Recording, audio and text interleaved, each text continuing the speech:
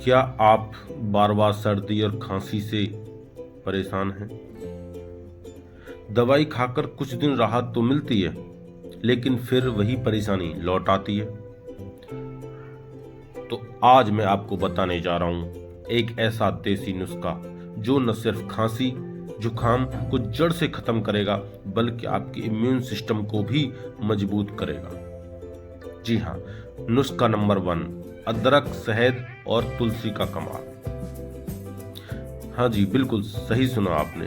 1 चम्मच अदरक रस लें, उसमें 1 चम्मच शहद और 4 से 5 तुलसी के पत्तों का रस मिला लीजिए।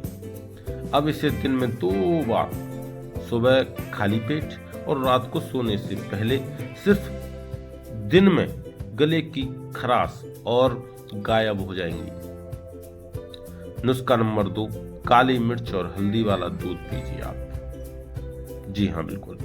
1 गिलास गर्म दूध में आधा चम्मच हल्दी और 1 चुटकी काली मिर्च डाल लीजिए। रात को सोने से पहले इसे पिए।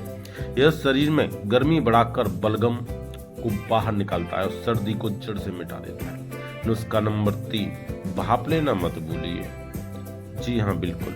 1 बर्तन में गर्म पानी लें, उसमें थोड़ा अजवाइन मिक्स कर लें, फिर 5 मिनट तक भाप लें। यह नाक बंद होने की समस्या को तुरंत राहत मिलती है और सांस लेने में आराम देता है। अब आपका बोनस टिप है, इम्यून सिस्टम मजबूत जरूर बनाएं।